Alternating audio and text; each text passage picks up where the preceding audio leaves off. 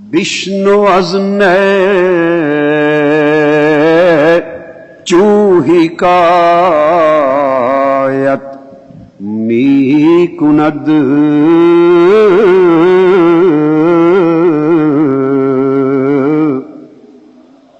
بشنو از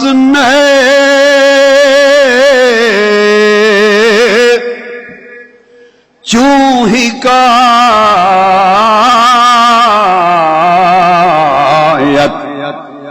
می کند وز جدائی حاشقایت می کند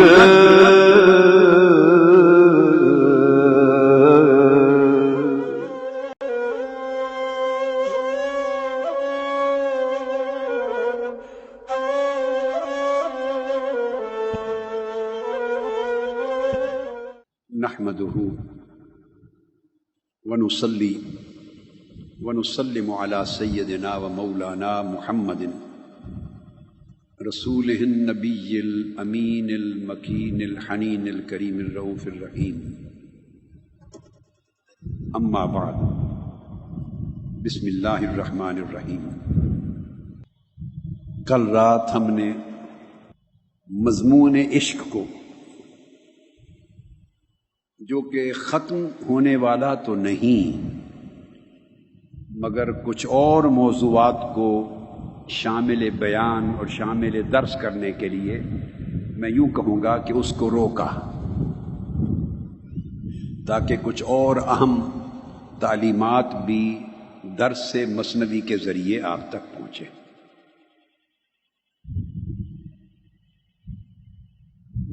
عشق کا سبق دینے کے بعد اب مولانا روم آگے تزکیہ نفس اور تصفیہ قلب و باطن کی بات شروع کرتے ہیں، اور اشارہ اس امر کا کرتے ہیں کہ کس طرح روحانی ترقی کا راستہ کھلتا ہے. ارشاد فرماتے ہیں، آئینہ کز زنگو آلائش جداست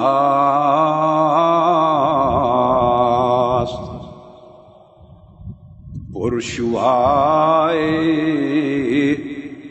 نور خورشید خداست.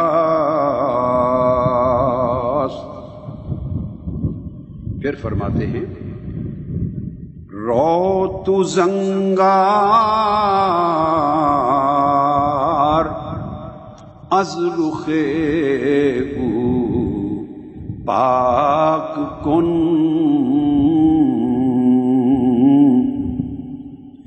بعد از آن نور را ادراک کن.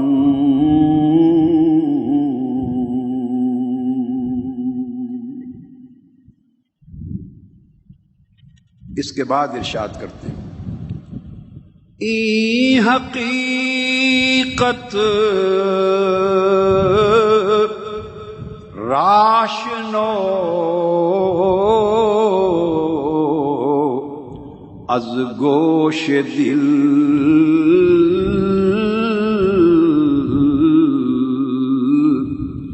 تابروں آئی بکلی زاب گل.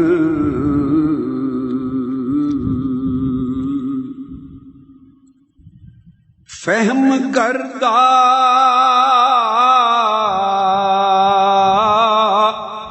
رید جاں را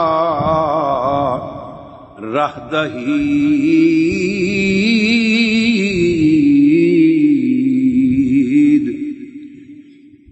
بعد از آن از شوق پا در رہ نہیں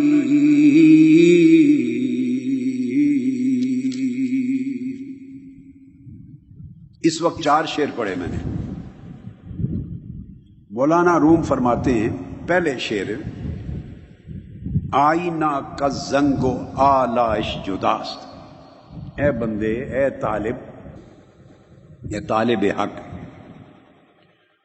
وہ آئینہ جو زنگ اور میل سے دور ہے، زنگ اور میل سے جدا ہے، وہ آئینہ، اور اشارہ ہے آئینہ قلب کی طرف۔ فرماتے ہیں اے طالب حق، اے سالک راہ محبت و معرفت، دل کا وہ آئینہ، دل کو آئینہ کی مثال کے طور پہ کہتے ہیں، دل کا وہ آئینہ جو زنگ سے دور ہے اور میل اور آلائش سے بچا ہوا ہے، جدا ہے، وہی آئینہ قلب آفتاب انوار الہیہ کی شعاؤں سے بھرا ہوا ہے۔ اسی آئینے پر انوار الہیہ کا نزول ہوگا، جو دل صاف ہوگا آلائشوں سے۔ اس کا مطلب یہ، اس سے پہلے جو شعر گزرے اس میں زنگ آلود آئینہ کا ذکر کیا تھا مولانا روم نے، تو میں پس منظر کا ذکر کر دوں بس۔ زنگ آلود آئینہ کا ذکر کیا تھا، تمثیلات کے ذریعے بیان کیا تھا، اور بیان کر کے اب وہ صاف، شفاف اور آلائشوں سے پاک آئینہ قلب کی بات کرتے ہیں، اور یہ نقطہ بیان کرتے ہیں۔ اور میرے بیٹے، میرے بیٹیاں توجہ سے سنیں، اور میرے بھائی، بزرگ، نو عمر اور عمر رسیدہ سب لوگ، اور مائیں، بہنیں اور بیٹیاں، مولانا روم فرماتے ہیں کہ اے بندے، اگر تو چاہتا ہے کہ تیرے دل پر انوار الہیہ کا نزول ہو، اللہ کی انوار، اللہ کا نور جلوہ فیگن ہو، اور اس کی تجلیات نازل ہوں تیرے دل پر، تو پھر دل کے آئینے کو زنگ سے پاک کر لے، میل کچیل اور آلائشوں سے صاف کر لے،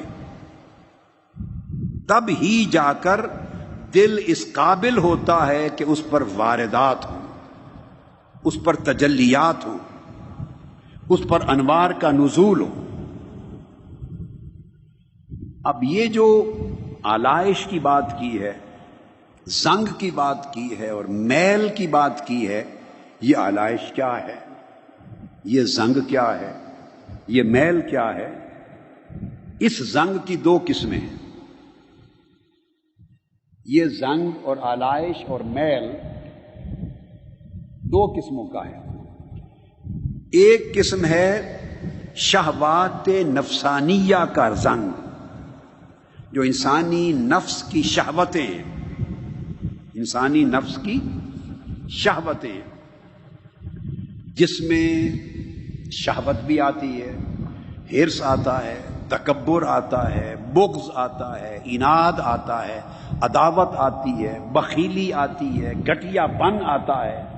یہ ساری بری خصلتیں جو رذائل اخلاق ہیں، جو اخلاق ذمیمہ ہیں، ان کو میل، کچیل اور زنگ اور آلائش سے تعبیر کیا ہے۔ نفس کے یہ زنگ دل کے آئینے کو آلودہ کر دیتے ہیں۔ نفس کے زنگ، یہ جو گھٹیا خصلتیں جن کو میں نے شمار کیا، یہ بندے کے نفس میں ہوں تو یہ دل کے آئینے کو گرد کی طرح آلودہ کر دیتے ہیں۔ زنگ جیسے چڑھ جائے، سیاہی چڑھ جائے، آلائش آ جائے، تو پھر اس شیشے میں کچھ نظر آتا ہے؟ شیشے میں نہیں آتا۔ آپ کیا کرتے ہیں کہ اس شیشے کو پہلے صاف کرتے ہیں، تب آپ کو اپنا چہرہ نظر آتا ہے۔ جس طرح صاف شیشے کے بغیر آپ اپنا چہرہ نہیں دیکھ سکتے، اس طرح دل کا شیشہ اور آئینہ اگر صاف نہ ہو تو اس میں انوار الہیہ کا نزول نہیں ہوتا۔ اللہ رب العزت کے حسن و جمال کا جلوہ اس میں دکھائی نہیں دیتا، اس میں روحانی واردات نہیں آتی۔ عالم ملکوت سے تجلیات کا ورود نہیں ہوتا. تو یہ نفسانی میل کچیل ایک ہے. اور دوسرا تعلقات ما سوا، وہ نفس کی رذائل تھے اور نفس کی طرف سے زنگ تھا.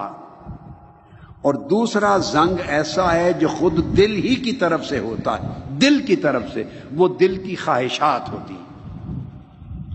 زنگ کی یہ جو رذائل ہیں، صفات ہیں، آپ دیکھیے عبادت کریں، نماز پڑھتے چلے جائیں اور ریا سے عبادت خالی نہ ہو تو فرض تو ادا ہوگا،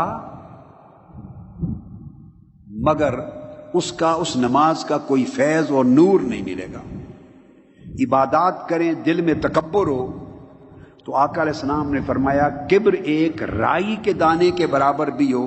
اللہ پاک نے جس دن جنت کو پیدا فرمایا تھا، جس دن، اسی دن فرما دیا تھا جنت جس شخص کے دل میں کبر اور تکبر، رعونت، وہ جو نخوت و ناموس تھا، میں، جس شخص کے دل میں اس تکبر کی رائی بھی ہوگی، اس پر تجھے حرام کر دیا میں نے، جنت کو حرام کر دیا. آپ کو یاد ہے کل کے خطاب کے آخری حصے میں میں نے کہا تھا کہ 4 چیزیں انسان کو ہلاک کرتی ہیں.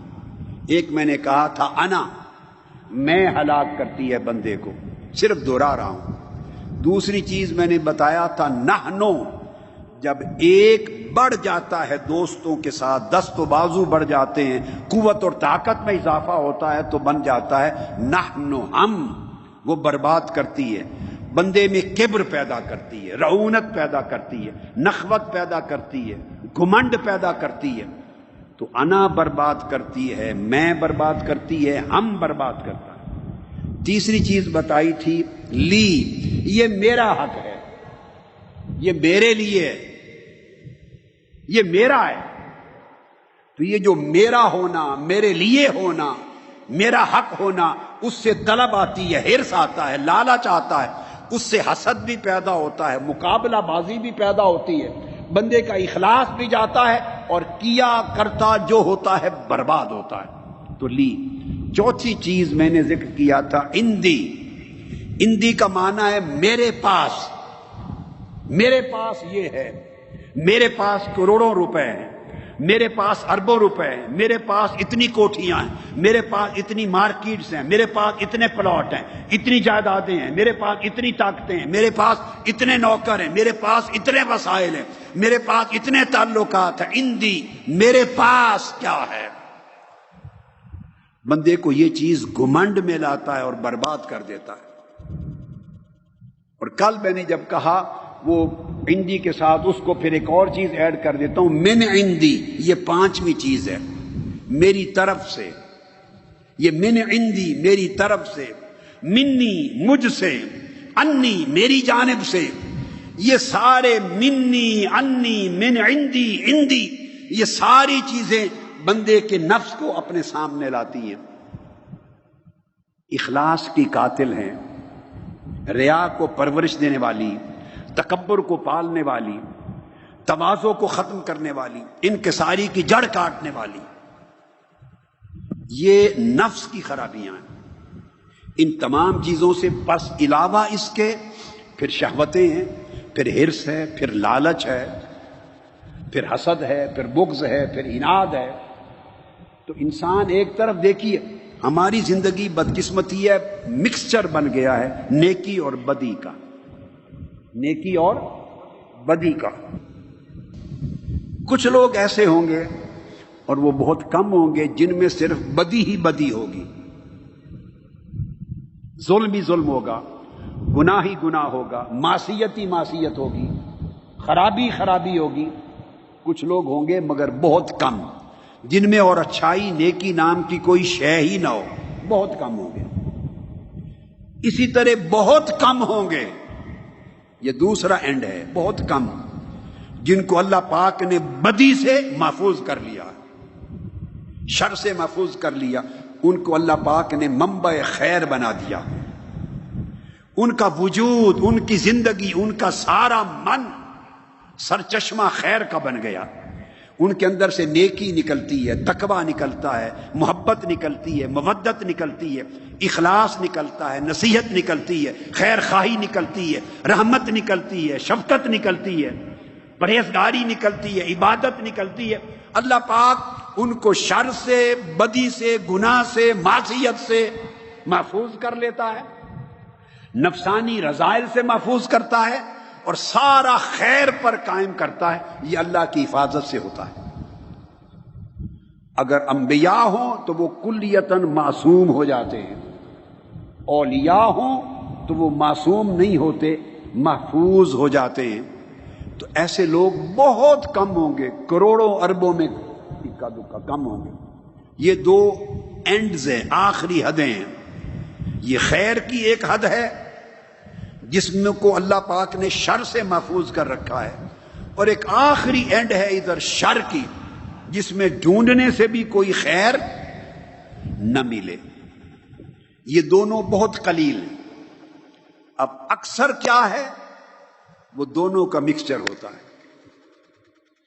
دونوں کا مکسچر معجون بن جاتی ہے۔ یہ ہماری زندگیوں کا حال ہے، اور اس میں مکسچر یوں ہوتا ہے کہ نفس امارہ کا غلبہ ہے، اس کی وجہ سے رذائل بھی ہیں، اندر ہرس بھی ہے، اندر لالچ بھی ہے، طبیعت میں تکبر بھی ہے، نخوت و رعونت بھی ہے، مال پرستی بھی ہے، جا طلبی بھی ہے، عہدہ منصب عزت کو طلب کرنا بھی ہے، یہ چیزیں بھی ہیں، شہوتیں بھی ہیں، پھر جھوٹ بھی ہے، چغلی بھی ہے، غیبت بھی ہے۔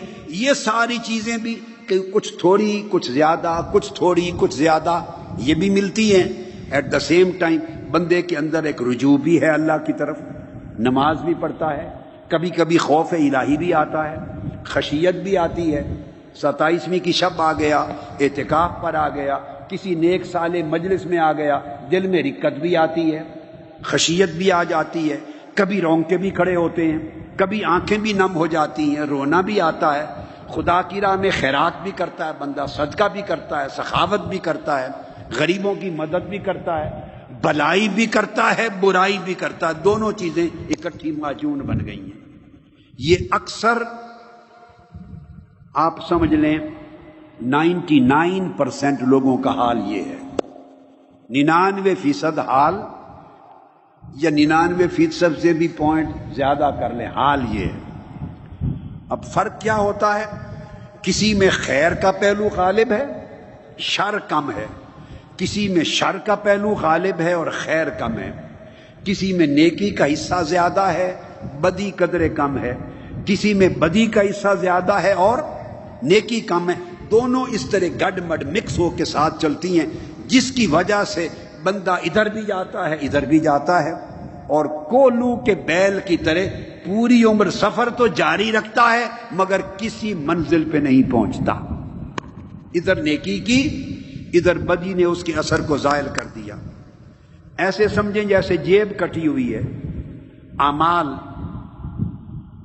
کماتے رہے، جیب میں ڈالتے رہے، جیب کٹی ہوئی تھی، جو پیسے ڈالے نیچے سے گرتے رہے، کمائی جیب میں ڈالتے رہے اور کٹی ہوئی جیب سے گرتے رہے۔ ہم اعمال صالحہ بھی کرتے ہیں، حج بھی کر آتے ہیں، عمرہ بھی کر آتے ہیں، روضہ رسول کی حاضری بھی دے آتے ہیں، میلاد شریف بھی کرتے ہیں، 11ویں شریف بھی کرتے ہیں، سحر اور افطار بھی غریبوں کو کرواتے ہیں، غریبوں کا علاج بھی کرواتے ہیں، محتاجوں کی مدد بھی کرتے ہیں، عبادت کے لیے بھی آتے ہیں، سال کے بعد اعتکاف کے لیے بھی آتے ہیں، مسجد نبوی میں بھی اور کعبۃ اللہ میں بھی اعتکاف کے لیے چلے جاتے ہیں، طواف بھی خوب کرتے ہیں، عبادت بھی کرتے ہیں، صالحین کی مجلس میں بھی جاتے ہیں۔ یہ رغبتیں بھی ہیں، اور ساتھ نفس کی وہ جو ذلتیں ہیں جو بندے کو خار کرتی ہیں اور اس کی کسی کمائی کو رہنے نہیں دیتی، ساتھ وہ بھی موجود ہیں۔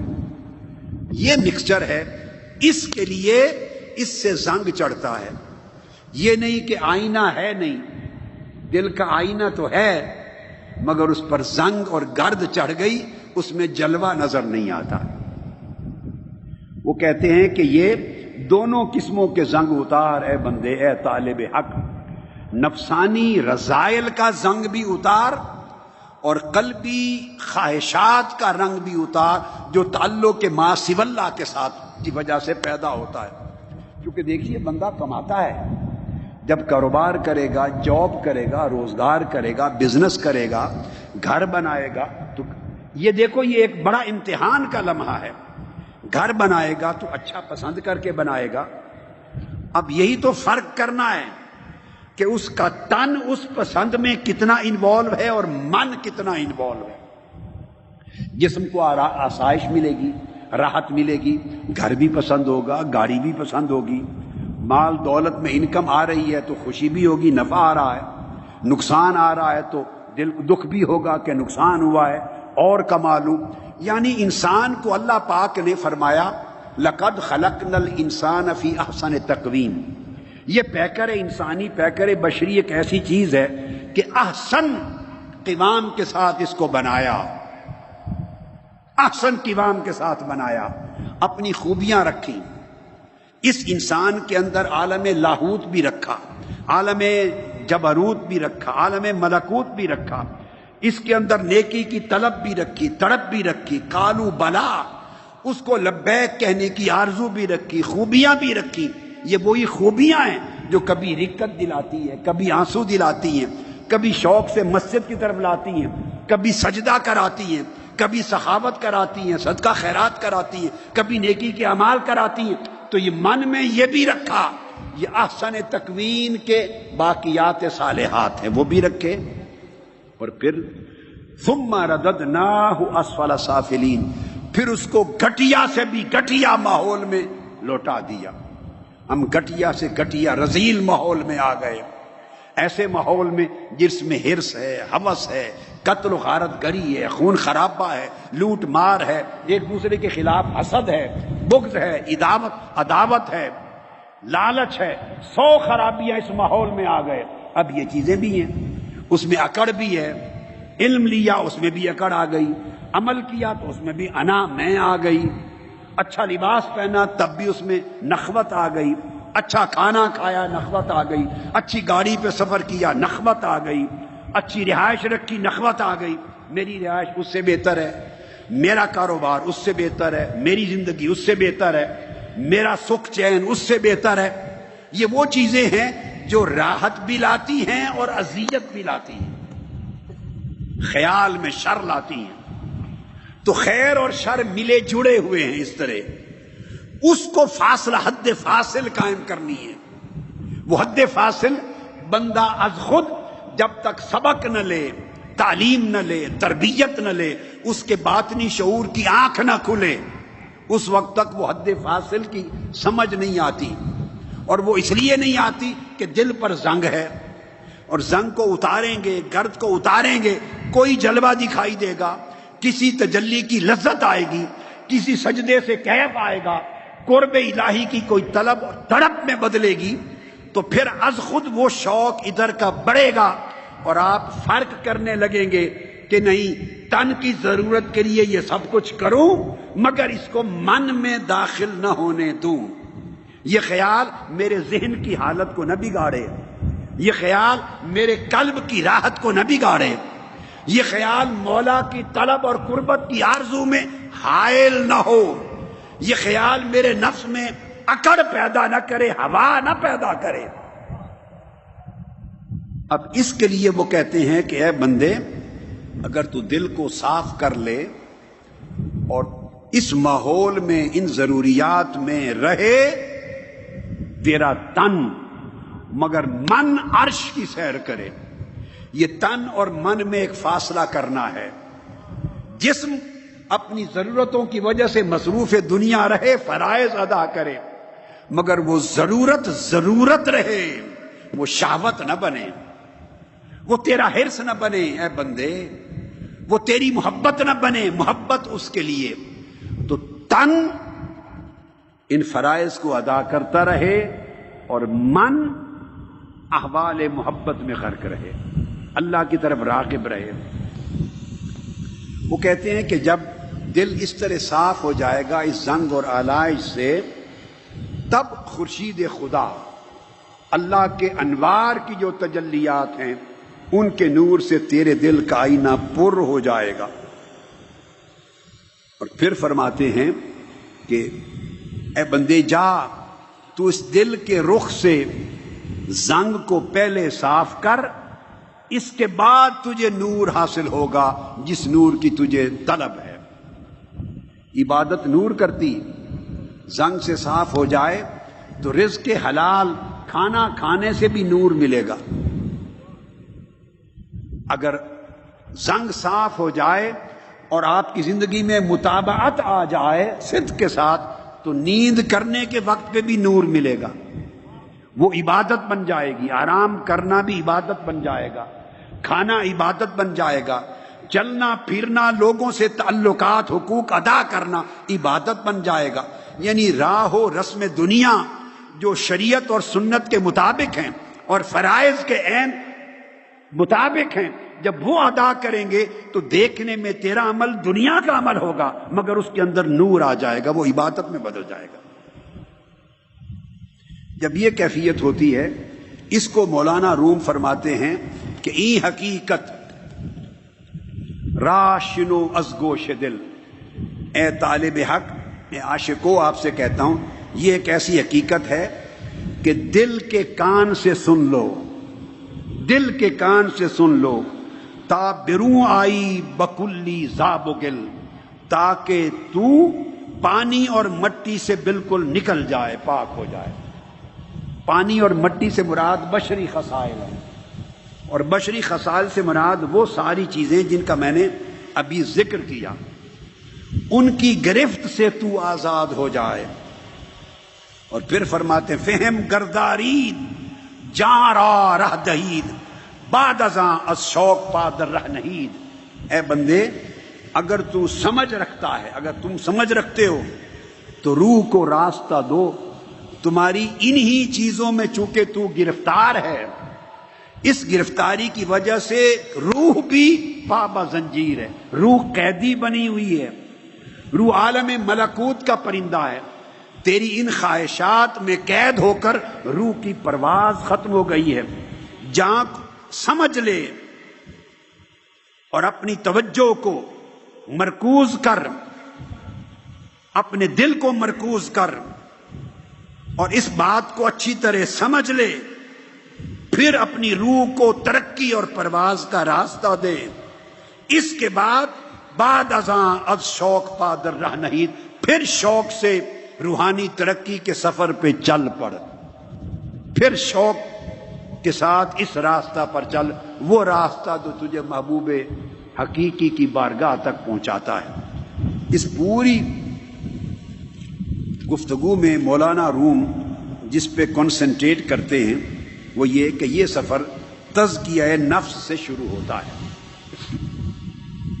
نفس کا تزکیہ کرنے سے۔ تو سب سے پہلی چیز جو میں نے ذکر کیا کہ انسان کے نفس میں کے اندر حیوانی خصلتیں ہیں، انسان کے نفس میں حیوانی خصلتیں بھی ہیں، شیطانی خصلتیں بھی ہیں، روحانی خصلتیں بھی ہیں۔ اب شیطانی اور حیوانی خصلتیں غالب رہتی ہیں اگر ریاضت نہ کی جائے، تزکیہ نہ کیا جائے، زنگ کو صاف کرنے کے لیے محنت نہ کی جائے۔ ریاضت اور مجاہدہ کے بغیر شیطانی، نفسانی، حیوانی خصلتیں غالب رہتی ہیں۔ آپ کبھی جانوروں کی زندگی کا مطالعہ کریں، غور سے اسے ایک سائنس اور سبجیکٹ سمجھ کے دیکھیں۔ اس کو بھوک لگتی ہے کہ نہیں؟ بولیے، اس کو غصہ آتا ہے یا نہیں؟ ایک دوسرے جانور کے ساتھ وہ ٹکراتا ہے یا نہیں؟ اس کے اندر بھی کوئی حسد، کوئی بغض، کوئی عناد، کوئی عداوت، کوئی بھوک، پھر حرص اور شہوت آتی ہے کہ نہیں؟ آپ ایک ایک رخ کو دیکھتے چلے جائیں، کتے کو دیکھ لیں، بکرے کو دیکھ لیں، بیل کو دیکھ لیں، سانڈ کو دیکھ لیں، شیر کو دیکھ لیں، جس جانور کو چاہیں دیکھیں، ایک ایک چیز پر دھیان کریں اور پھر اپنی جو ہماری اپنی انسانی اور بشری زندگی ہے اپنے اوپر دھیان کریں۔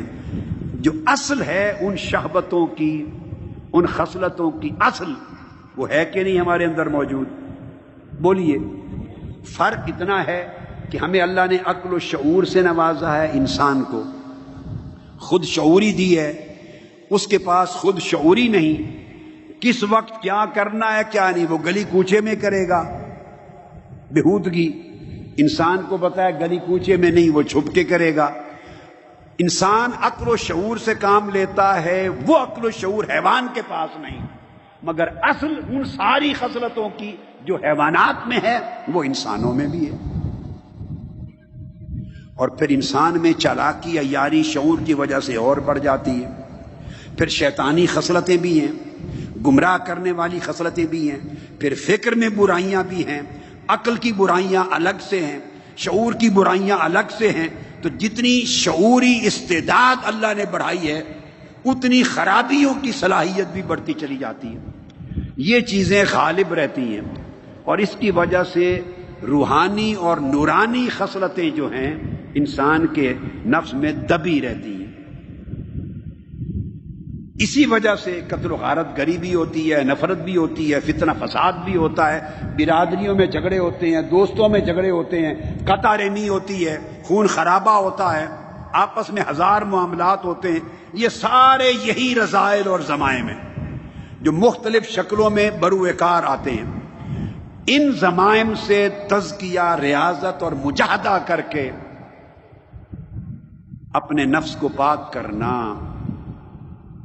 اور وہ میں نے آپ کو بتایا تھا راہ سلوک میں ایک ایک خلق کو بدلنے کی ریاضت ہے، اور طریق عشق اگر وہ نصیب ہو جائے تو بہت سی چیزیں اکٹھی جلتی ہیں اور خیر جلد نصیب ہوتی ہے۔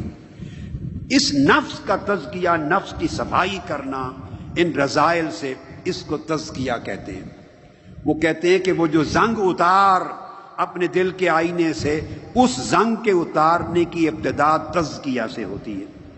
اس پر تفصیلی میرے دروس اور خطابات اعتکاف کے دنوں کے 90s اور 2000 کے بعد کے زمانے کے نفوس سبا پر موجود ہیں۔ میں ان تفصیلات کو دہرانا نہیں چاہتا۔ ایک میری کتاب ہے سلوک و تصوف کا عملی دستور، کیا نام ہے؟ بولیے۔ سلوک و تصوف کا عملی دستور۔ اس میں عملاً کیا کیا کرنا ہے، کس طریقے سے چھٹکارا ملے گا، تشخیص، تجویز، علاج، ساری چیزیں میں نے اس میں لکھ دی ہیں۔ وہ کتاب لے لیجئے، آپ کے لیے گائیڈ بک ہے، سلوک و تصوف کا عملی دستور، اور اس میں کچھ فیوضات محمدیہ کے ابتدائی حصے مزید مدد کریں گے، مگر سلوک و تصوف کا عملی دستور آپ کے لیے گائیڈ بک ہے۔ اس لیے میں عملی علاج کس طرح کیا جائے وہ موضوع چھوڑ رہا ہوں، تاکہ اس کتاب کے ذریعے آپ اس کو 10، 20، 50 بار پڑھیں، پڑھتے رہیں ایک ایک باب کو۔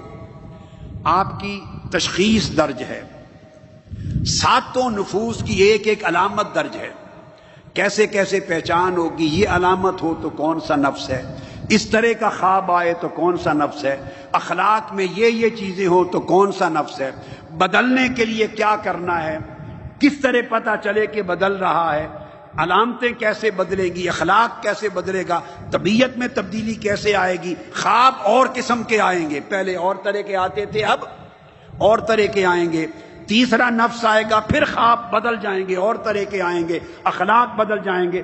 ساتوں نفس، ان کی علامتیں، ان کی پہچان، ان کے علاج، تشخیص و تجویز، سب کچھ اس کتاب میں لکھ دیا میں نے۔ اب اس وقت اس تفصیل میں نہیں جاتے، اس پر میرے خطابات بھی ہیں، اسی طرح 10 راتوں کے خطابات ہیں اعتکاف کی مجلسوں میں، اسی حال میں سردیوں کے دنوں میں دیے ہوئے میں نے، تو آپ وہ خطابات بھی سن لیں گے۔ تو یہ تزکیہ نفس ہے، یاد رکھ لیں۔ محض حج کر آئے، عمرہ کر آئے، عبادت کر لی، میلاد شریف، 11ویں شریف کر لی، صدقہ خیرات کر دیا، سخاوت کر دی، رسمی بہت سی عبادتیں ہیں جو انسان کرتا ہے، یہ سارا کچھ کرنے سے ایک حجاب بھی نہیں اٹھتا۔ یہ نقطہ سمجھنے میں آج یہ بتانا چاہتا، اس سے حجابات تو دور کی بات ہے، ایک حجاب غفلت بھی نہیں اٹھتا، ایک زنگ بھی دور نہیں ہوتا۔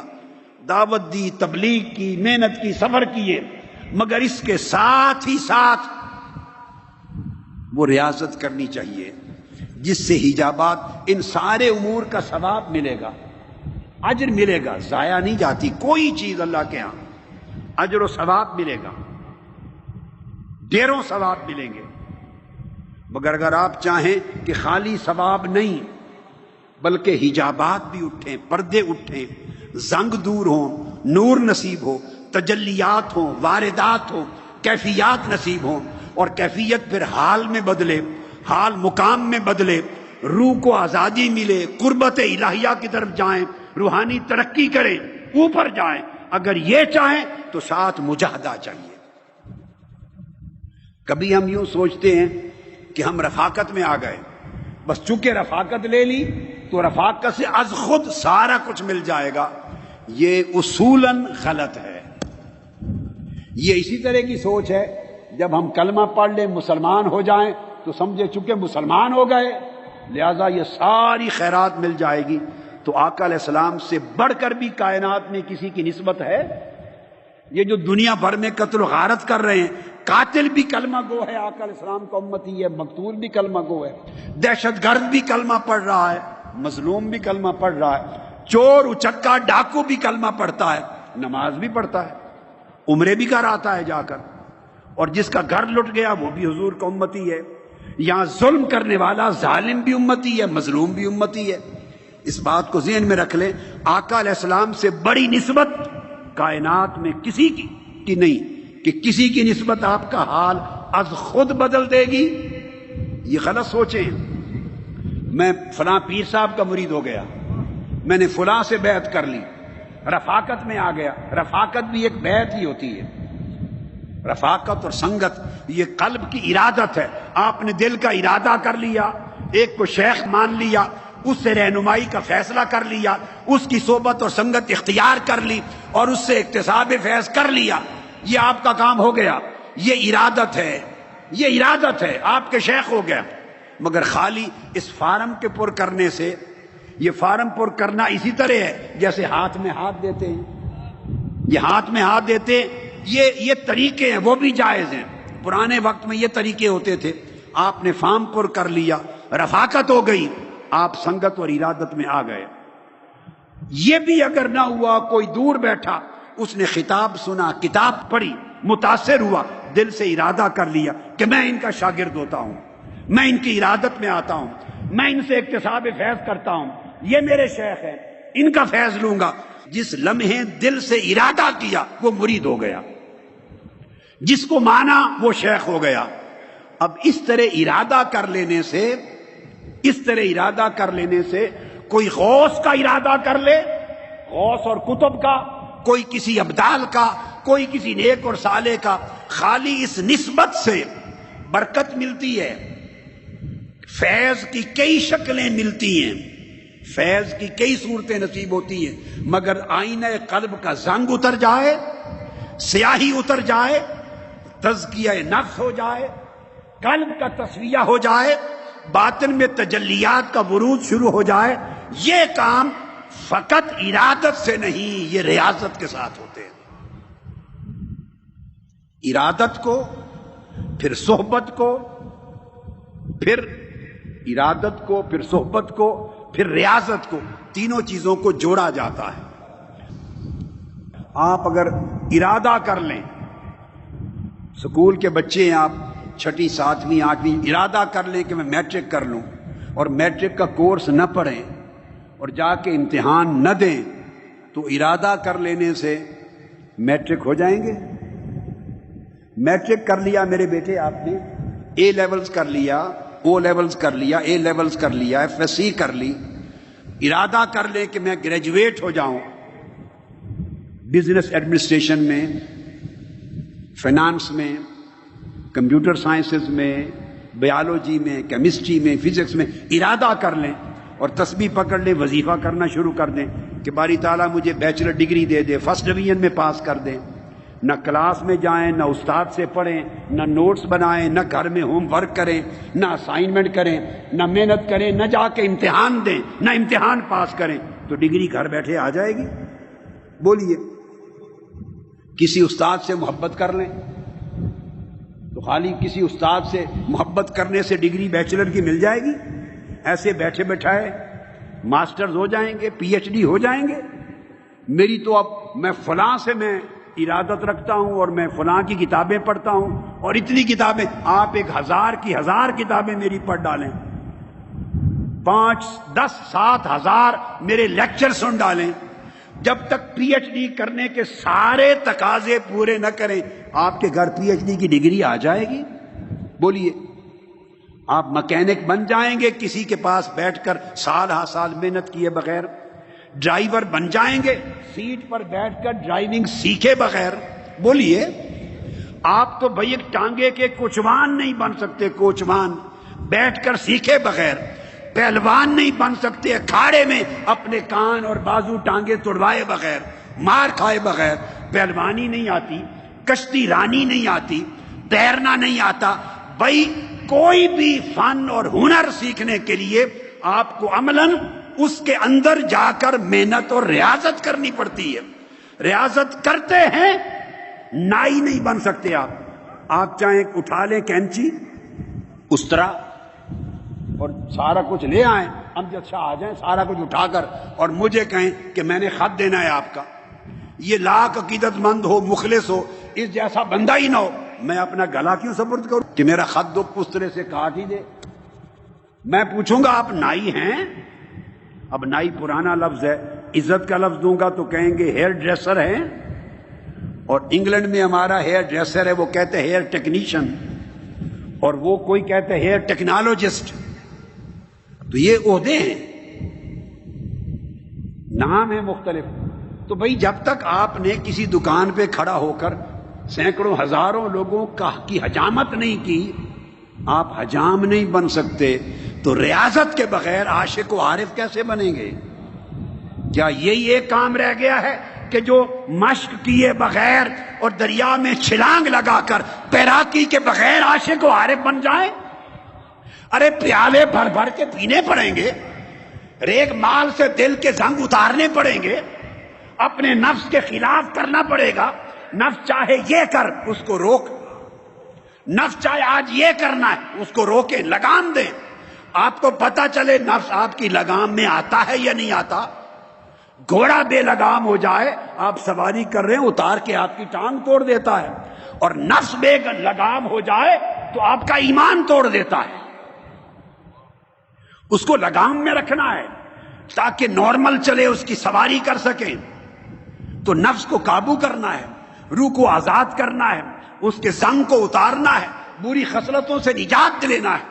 تو میں نے اس کے لیے کئی کتابیں میرے بیٹوں لکھ دی ہیں اور بیٹیوں، کئی درس دے دی ہیں، زندگی پوری انگلی پکڑ کے چلنا جو سکھاتے ہیں وہ سارا کر دیا ہے۔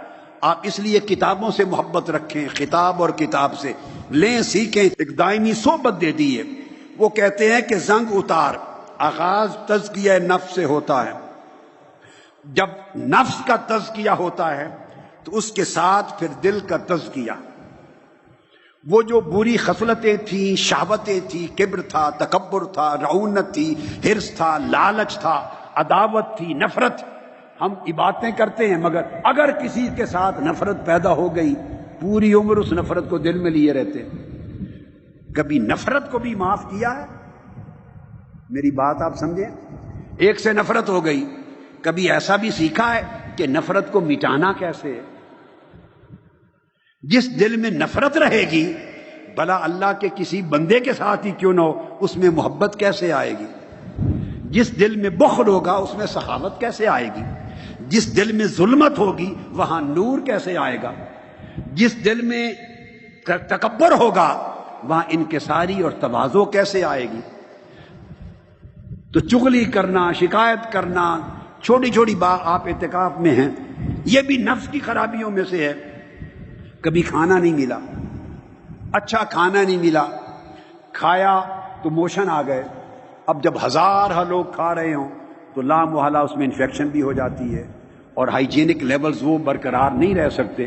آپ عمرے پر جاتے ہیں، 90% لوگ کعبۃ اللہ کا طواف کرنے، حج کرنے جاتے ہیں، اور مدینہ پاک انفیکشن اور بلغم کھانسی ہوتی ہے 90% لوگوں کو کہ نہیں؟ بولیے ہوتی ہے کہ نہیں؟ تو کیا کہیں گے؟ اللہ کے گھر سے لے کے آئے ہیں یا مدینہ پاک سے لے کے آئے ہیں؟ استغفر اللہ۔ تو جب لاکھوں لوگ جمع ہوں گے، ہر شخص کھانس رہا ہے، تو ہوا میں انفیکشن اور جرمز ہوں گے، تو وہ ہر بندے کو چیزیں لگیں گی۔ تو جس ماحول میں آپ رہتے ہیں، اس ماحول میں روحانی جرمز بھی ہیں، نفسانی جرمز بھی ہیں، انفیکشنز ہیں۔ بندے کو انفیکشن لگ جاتی ہے، نزلے والے سے نزلہ لگتا ہے، ٹی بی والے سے ٹی بی لگتی ہے۔ جس کی صحبت میں بیٹھیں گے وہ رنگ چڑھے گا، جس سے دوستی رکھیں گے، آپ کو پتا چلے نہ چلے میرے بیٹوں اور میری بیٹیوں، وہ دوستی کا رنگ چڑھے گا۔ میرے بیٹے بتائیے اور بیٹیوں، ایک گندا سیب ٹوکری میں رکھ دیں، 10 سیب اچھے ہوں، صاف فریش، ایک گلا ہوا رکھ دیں، وہ گلا ہوا سیب باقی سیبوں کو گلائے گا یا نہیں؟ بولیے۔ ایک بڑی خاص بات سمجھانا چاہتا ہوں کہ تزکیہ کی ریاضت پہ زور کیوں دیا ہے۔ ایک سیب 10 سیبوں کو گلا دے گا، ایسا کیوں نہیں ہوتا کہ وہ تو 10 سیب تھے جو صحت مند تھے، فریش تھے، وہ سارے 10 کے 10 مل کر اس گلے ہوئے ایک سیب کو صحت یاب کیوں نہیں کر دیتے؟ اس ایک کو ٹھیک کیوں نہیں کر دیتے؟ کیا 10 سیب اس ایک کو ٹھیک کر سکے؟ 10 کے 10 صحت یاب فریش سیب تھے، وہ اس ایک کو ٹھیک نہیں کر سکے، ایک نے ساروں کو خراب کر دیا۔ ہوتا ہے کہ نہیں؟ یہ فرق ہے۔ گندی صحبت سب کو خراب کر دیتی ہے، عام لوگوں کی اچھی صحبت برے کو اصلاح نہیں کر سکتی۔ عام لوگ دوسرے کو بدل نہیں سکتے، بھلے وہ نماز پڑھتے ہوں، اچھائی ہو، مگر ان کی اچھائی اتنی طاقتور نہیں ہوتی کہ اس اپنی صحبت سے اس برے کو اچھا بنا سکیں۔ برائی میں طاقت اور اتنی زیادہ ہوتی ہے کہ وہ جو کمزور اچھائیاں ہوتی ہیں نا، گزارے کے ساتھ چل رہے ہوتے ہیں، وہ ساری خراب ہو جاتی ہیں۔ آپ ہر پھل کو لے لیں، ہر پھل کا یہ عالم ہے۔ اچھا، ایک گھر میں آپ 10 بندے رہتے ہیں، ایک کو نزلہ اور کھانسی ہو گئی، 9 بالکل ٹھیک تھے۔ وہ جو 9 ٹھیک ہیں، وہ سارے مل کر اپنی صحت کے اثر سے اس ایک کو ٹھیک کیوں نہیں کر دیتے؟ جبکہ وہ ایک جس کو نزلہ اور کھانسی ہوئی، وہ اپنے بہن بھائیوں کو، باقیوں کو بھی کھانسی لگا دیتا ہے، لگتا ہے یا نہیں؟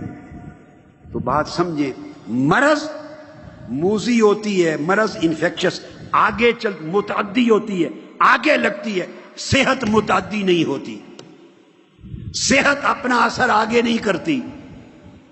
آپ میری بات کو سمجھیں، مرض اپنا اثر آگے کرتی ہے۔ اس لیے فرمایا اگر اپنے آپ کو بچانا ہے تو بری صحبت سے بچو۔ مریض کی صحبت میں بیٹھو گے تو مریض ہو جاؤ گے، کھانسی والے کی صحبت تمہیں کھانسی لگائے گی، نزلے زکام کی صحبت نزلہ زکام لگائے گی، ٹی بی کی صحبت ٹی بی لگائے گی، بہت سی امراض ایسی ہیں جو آگے متعدی ہیں، تمہیں مرض لگائے گی، مگر صحت مند کی صحت، محض صحت مریض کو شفا یاب نہیں کرتی۔ مرض کو ختم کرنے کے لیے دوائی لینی پڑتی ہے، پورا علاج کرنا پڑتا ہے، مگر مریض سے مرض کے لگنے کے لیے کوئی محنت نہیں چاہیے۔ بس پیالہ اکٹھا یوز کر لیا، ایک ہی کپ، ایک ہی گلاس، ایک ہی برتن، سانس لے لیا، استاد نے شاگرد کو پڑھا دیا، استاد کو کھانسی تھی، بلغم تھی، اس کے سانس سے دوسرا بھی مریض ہو گیا۔ اس لیے یاد رکھ لیں کہ صحبت کو، دوستی کو، رفاقت کو، سنگت کو چنتے ہوئے میرے بیٹوں اور بیٹیوں یاد رکھ لو، پہلا فیصلہ آپ ہلاکت کی طرف جا رہے ہیں یا زندگی کی طرف جا رہے ہیں، یہ فیصلہ اسی دن ہو جائے گا جس دن آپ نے صحبت اور دوستی کا فیصلہ کر دیا۔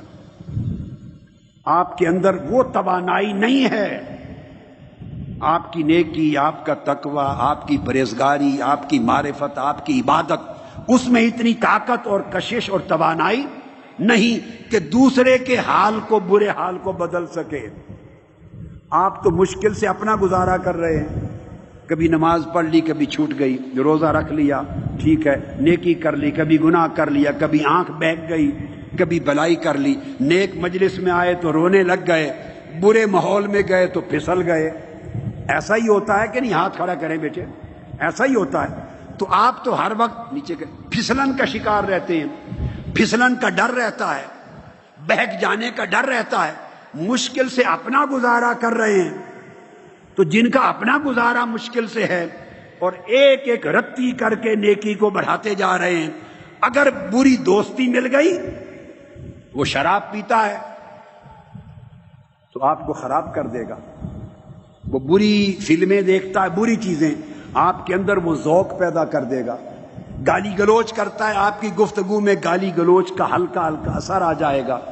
اس کے اندر اور خرابیاں، گناہ اور فواحش ہیں، آپ کا تقوی خراب کر دے گا.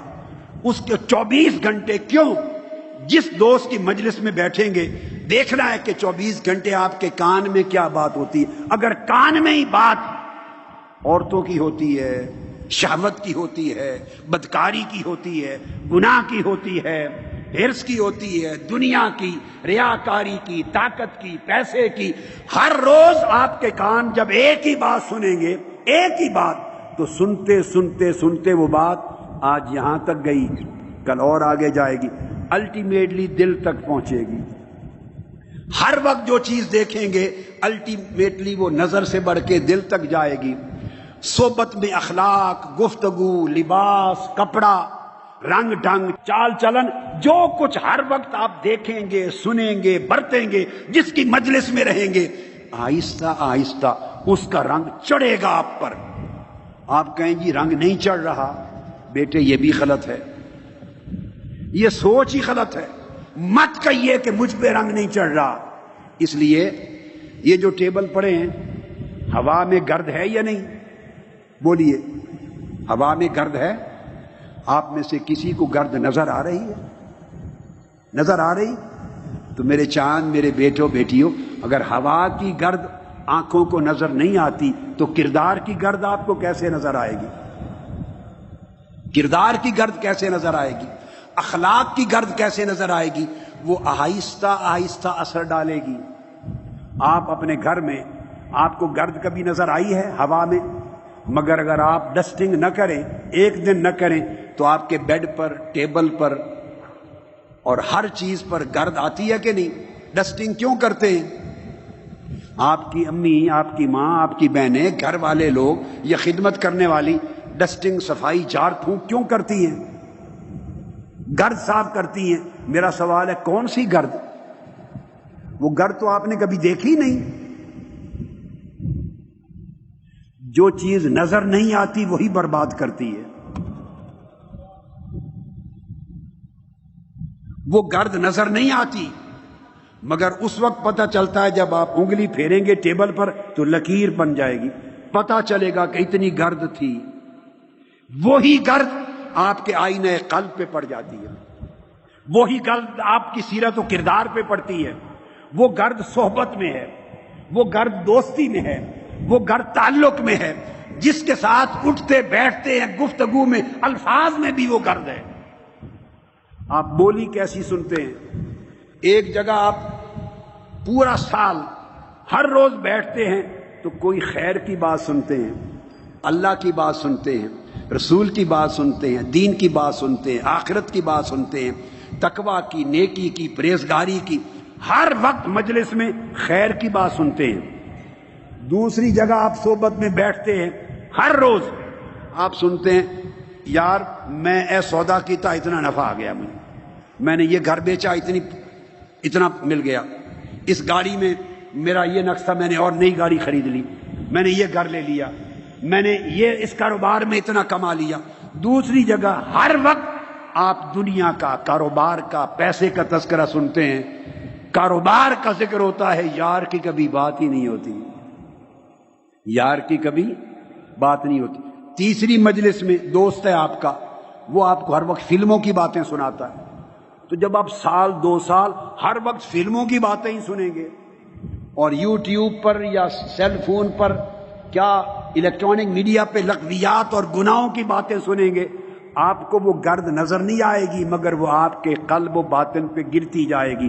کوئی انگلی سے دکھانے والا ہوگا تو نظر آئے گی، کوئی جھاڑنے والا ہوگا تو پتہ چلے گا کہ یہ گرد تھی. وہ تو نظر ہی نہیں آتی، وہ تو نظر ہی، آپ کپڑے نئے پہنتے ہیں، چند 2-4 دنوں کے بعد میلے ہو جاتے ہیں، کسی نے میل لگائی ہے اس کو؟ میں کتنی مثالیں بیٹے آپ کو دے رہا ہوں اور بیٹیوں، کسی نے میل لگائی ہے؟ کسی نے کیچڑ ڈالا ہے؟ وہ میلا کیسے ہو گیا قمیض؟ تو کوئی گرد تھی نا جس نے میلا کر دیا۔ تو جس طرح میرے بیٹوں اور میرے بھائیوں اور میری بیٹیوں اور میری بہنوں، جس طرح آپ کا جسم کا لباس میلا ہوتا ہے، اس طرح من اور روح اور دل کا لباس بھی میلا ہوتا ہے۔ اس کو بھی گناہوں کی گرد، دنیا کے حرص و ہوس کی گرد، تکبر رعونت کی گرد، بد اخلاقیوں کی گرد، برے خیالات کی گرد، بری خواہشات کی گرد، بری شہوات کی گرد، بری آرزوؤں کی گرد، بری تمناؤں کی گرد، بری سوچوں کی گرد، ہزاروں قسموں کی گرد ہے۔ یہاں تو ایک ہی گرد ہے نا ہوا میں، اور کل پر سینکڑوں ہزاروں خواہشات کی گرد ہے، وہ اس کو پراگندہ کرتی ہیں۔ آپ کا دماغ بھی پراگندہ ہوتا ہے، اس کی یکسوئی جاتی رہتی ہے، روشنی مدھم پڑ جاتی ہے، آئینہ قلب پہ زنگ چڑھ جاتا ہے۔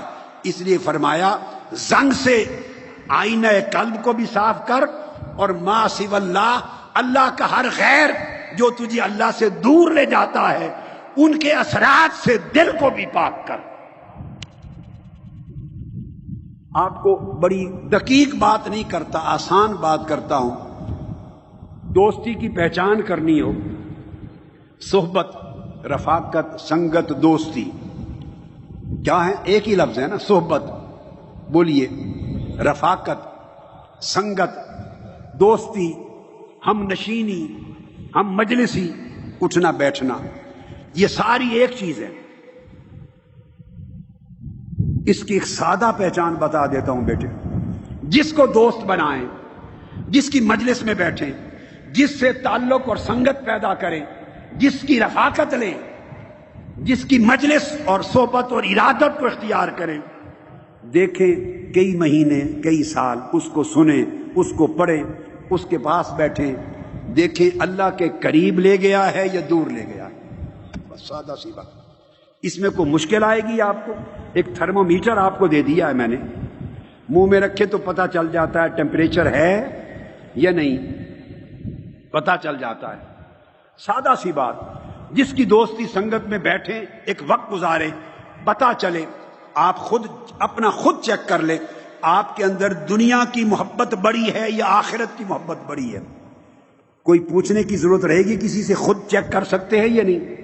جس کی دوستی مجلس تعلق میں بیٹھے، پتہ چلے کہ اللہ کے قریب لے گیا ہے کہ اللہ سے دور کر دیا ہے، عبادت کی رغبت پیدا کی ہے یا غفلت پیدا کی ہے، عبادت کی رغبت پیدا ہوئی یا غفلت پیدا ہوئی، دنیا کا حرص اور لالچ آیا یا نہیں آیا، اخلاق سنورے ہیں یا بگڑے ہیں۔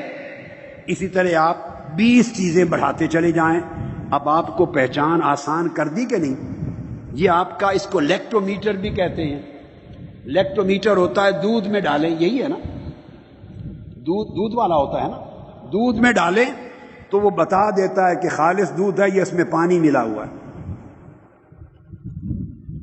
ہم یوز کیا کرتے تھے پہلے، جیسے تھرمومیٹر ہوتا ہے، منہ میں ڈالیں تو پتہ چل جاتا ہے کہ ٹیمپریچر نارمل ہے یا بخار ہے۔ تو اس طرح آپ اپنی گاڑیوں میں بھی آج کل لگے ہوئے ہیں، جب اے سی کے ساتھ بھی لگے ہوتے ہیں، وہ بتا دیتا ہے آپ کو کہ یہ ٹیمپریچر کمرے میں کیا ہے، باہر نارمل ٹیمپریچر تو بنے ہوئے ہیں نا۔ تو میں نے اسی طرح کا ایک میٹر دے دیا آپ کو، الیکٹرو میٹر دے دیا آپ کو، آپ کہہ لیں ایکو میٹر دے دیا، دل کا میٹر، کارڈیو میٹر، دل کا میٹر دے دیا، اسپریچول دے دیا آپ کو، ناپنے کا، میجرمنٹ کرنے کا طریقہ بتا دیا۔ اپنے من میں جھانک کر پا جا سراغ زندگی، اپنے من میں خود جھانک اور دیکھ یہ مجلس مجھے کدھر لے جا رہی ہے، کس کے قریب کر رہی ہے، کس سے دور کر رہی ہے، کس کی رغبت بڑھا رہی ہے، کس کی رغبت گھٹا رہی ہے۔ بس اگر آپ کا دل کہے کہ مولا کے قریب کر رہی ہے، اس سنگت، صحبت، دوستی، رفاقت کو لے لیں۔ اگر آپ ایمانداری سے محسوس کریں کہ جو حال پہلے تھا نیکی کا، عبادت کا، رغبت کا، اس میں بھی کمی آ رہی ہے، اور دنیا کی طرف دل زیادہ راغب ہو گیا ہے، سمجھیں یہ زہر کھا رہے ہو. وہ سنگت اور دوستی زہر ہے جو ہلاک کر رہا ہے. تو اس طرح نفس کے زنگ کو بھی صاف کرو اور دل کے زنگ کو ما سوی اللہ کے تعلق اور خیالات میں ڈوب جانے سے بھی خود کو پاک کرو. یہ دوسری چیز. تو بس ختم کرتے ہوئے تیسری اور چوتھی مختصر بتا دوں، کل انشاءاللہ اس مضمون کو لیں گے. تو پہلا ہو گیا تزکیہ، نفس پاک ہو گیا. دوسرا ہو گیا تصفیہ، دل ما سوی اللہ کی اندر غرق ہونے سے، اس تعلق سے پاک ہو گیا. جب نفس کا تزکیہ ہو جائے اور قلب کا، دل کا تصفیہ، صفائی، دل کی صفائی، گرد و غبار سے دل کی صفائی ہو جائے، نفس کی زنگار سے صفائی ہو جائے، نفس کی زنگار سے صفائی ہو جائے اور دل کی غبار سے صفائی ہو جائے، تو اس کے بعد تیسرا درجہ آتا ہے جس کو مولانا روم کہتے ہیں پھر راستہ پکڑو. راستے میں تیسری منزل ہے التخلی. نفس زنگار سے پاک ہو جائے، دل غیر کے غبار سے پاک ہو جائے، پھر دل کو خلوت ملتی ہے. جب غیر کے دھیان سے، جو اللہ سے دور لے جانے والا ہے، جب اس سے دل خالی ہو جائے اور دل خلوت کدا بن جائے، اللہ کا خلوت کدا بن جائے اور اللہ کا خیال رہنے لگے، محبوب حقیقی کا، اس کی طرف دھیان بسنے لگے، اس کی محبت دل میں بسنے لگے، اس کے قرب کی امنگ اور طلب بسنے لگے، اور غیر کے خیال سے دل کا کوٹھا، دل کا کمرہ خالی ہو جائے. اس عمل کو کہتے ہیں التخلی، یعنی دل خالی ہو گیا. وہ کسی نے کیا خوب کہا، ہر تمنا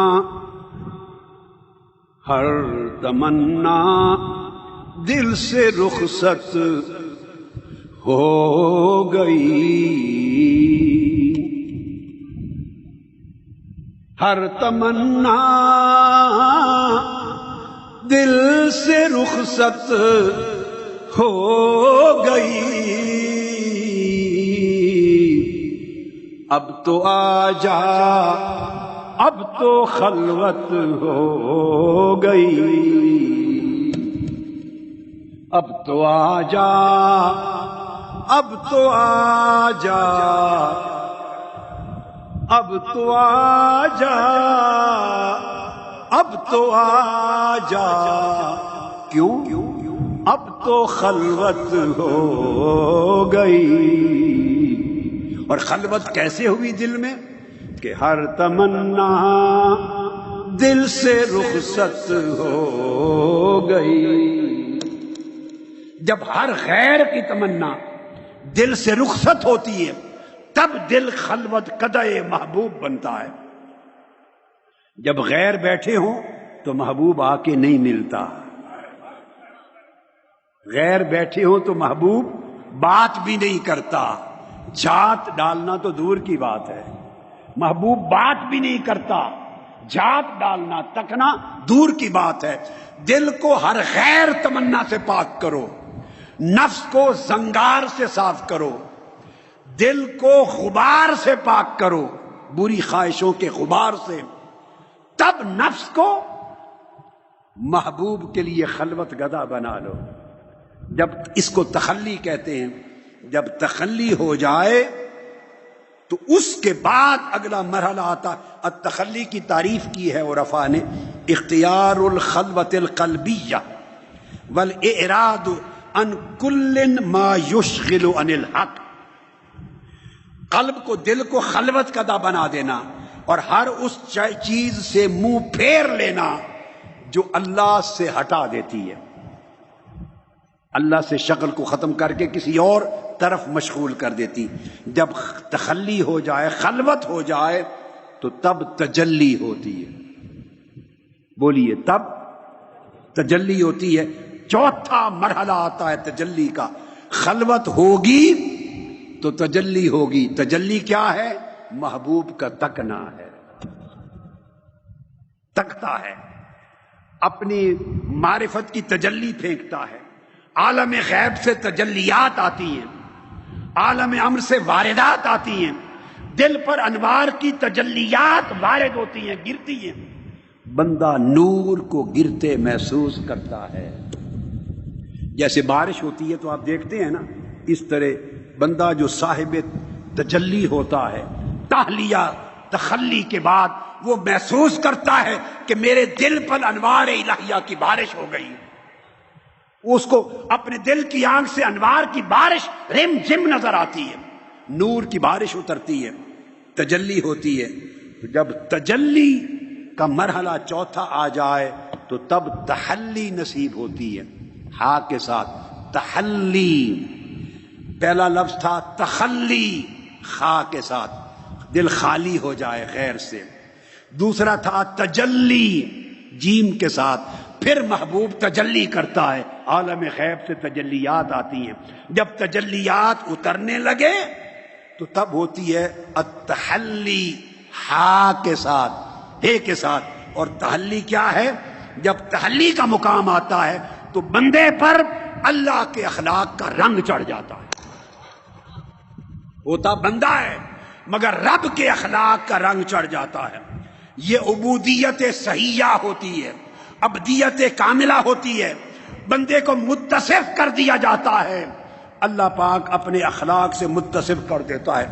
جیسے وہ معاف کرنے والا ہے بندہ معاف کرنے والا ہو جاتا ہے، جیسے وہ عطا کرتا ہے بندہ عطا کرنے والا ہو جاتا ہے، جیسے وہ درگزر کرنے والا سخی جواد اور کریم ہے بندے کی طبیعت بھی جواد اور کریم بن جاتی ہے، جیسے وہ لیتا نہیں دیتا ہے۔ پھر جس کے دل کو تحلی نصیب ہو جائے، اللہ کے اخلاق میں رنگا جائے، وہ بندہ پھر لیتا نہیں دیتا رہتا ہے، وہ بندہ غصہ نہیں کرتا، ضبط کرتا ہے۔ اس کے ہاں معافی کے دریا بہتے ہیں، سخاوت کے دریا بہتے ہیں، وہ ہر شخص کو نصیحت کرتا ہے، ہر شخص کے لیے خیر خواہ ہوتا ہے، کسی کا برا نہیں چاہتا، ہر ایک کا بھلا چاہتا ہے، وہ کسی سے نفرت نہیں کرتا، ہر ایک سے محبت کرتا ہے۔ اس لیے کہ اس کو تحلی نصیب ہو گئی۔ تحلی اسی سے لفظ ہے حلیہ، حلیہ کہتے ہیں زیور کو، دلہن کو زیور پہناتے ہیں نا، حلیہ پہناتے ہیں تو وہ دلہن بنتی ہے، تو اس بندے کو دلہن بنا دیا جاتا ہے، اللہ اپنے اخلاق کا زیور پہنا دیتا ہے، اس کو اپنے اخلاق کا زیور پہنا دیتا ہے۔ یہ 5واں درجہ تھا، یہاں پر آج گفتگو ختم کرتے ہیں اور انشاءاللہ کل شروع کریں گے۔ ریپیٹ کر لیں، پہلا مرحلہ تھا نفس کا تزکیہ، نفس کا زنگار سے صاف ہونا، پاک ہونا۔ دوسرا تھا تصفیہ، دل کا غیر کے غبار سے پاک ہونا۔ تیسرا تھا التخلی، دل کا اللہ کی خلوت گاہ بن جانا، اللہ کا خلوت قدہ بن جانا، اور ہر وہ شے جو اللہ سے اس بندے کے شغل کو دور کرتا ہے وہ نکل جائے، اس کا دھیان بھی نکل جائے۔ چوتھا مرحلہ تھا التجلی، پھر مولا کی بارگاہ سے عالم غیب سے تجلیات کا ورود ہوتا ہے قلب پر۔ اور 5واں مرحلہ تھا تجلیات اترنے لگے تو تحلی، اللہ کے اخلاق کا زیور پہنا دیا جاتا ہے، ہوتا بندہ ہے مگر اس میں مولا کی جو رنگ ہیں اخلاق کے وہ چڑھنے لگتے ہیں، اور تحلی جتنی بڑھتی جاتی ہے بندہ اتنا مولا کے رنگ میں رنگا جاتا ہے۔ اللہ رب العزت جو کچھ کہا ہے ہمارے حال پر یہ سب کچھ وارد فرما دے۔ وما علینا الا البلاغ، والسلام علیکم ورحمۃ اللہ وبرکاتہ۔